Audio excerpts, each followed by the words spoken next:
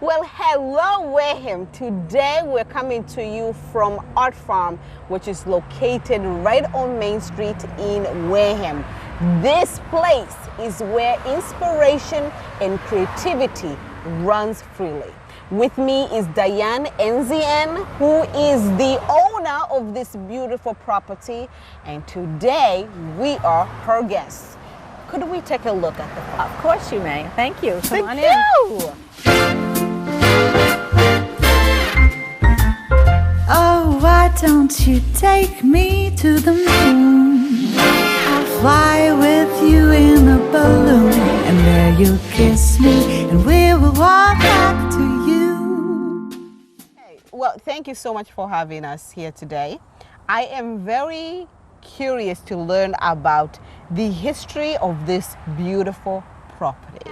I found out years ago when I first bought this property that it was part of the Toby homestead. Yes. Originally, which was a lot of farmland. And this area has a lot of stone walls in it that were built back in that time. I also found out that the backside of my stone wall is the marker for the old stagecoach road that used to bypass the hill when before they had automobiles. This was actually called, and some people still call it South Wareham. South Wareham. This one section. Okay. Oh, this is just happening all too soon. My life looks like a cartoon, and then you kiss me, and I'm all stuck with you. Now, you told me before, you said when you came here the first time you saw this property, it wasn't so promising, but you looked beyond that, and part of it is due to how you were raised, where you came from. Right. Could you tell us a little bit more about that? Well, growing up, I had 3 brothers, and one of them loved the outdoors, and he was nice enough to take his little sister with him all the time.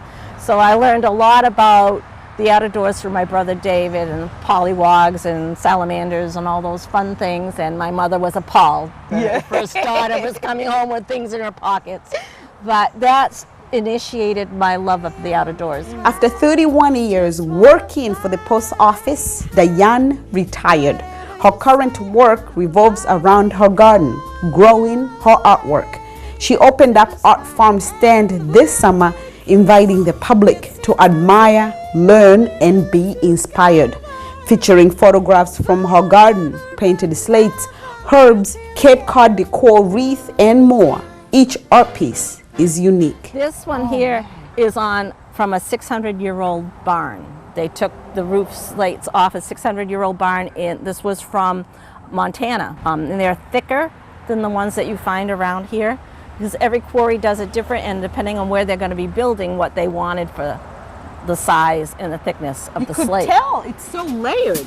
Oh, this is just happening all too soon. My life looks like a cartoon, and then you kiss me, and I'm all stuck with you. I love the story about this. All right, these are smudge kits.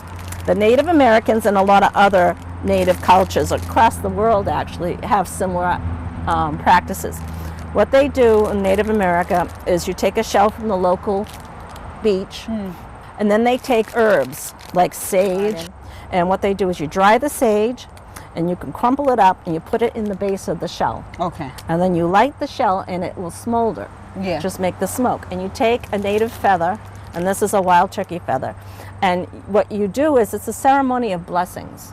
You wish good blessings or positive energy on your home, on your family, when someone's sick, when you have a new baby, anything. It's a way of celebrating life and to spread positive is what it is. Some people say it's more about getting rid of the negative. The way I look at it, it's more spreading the positive. Yes. If you spread the positive, you automatically get rid of the negative, right?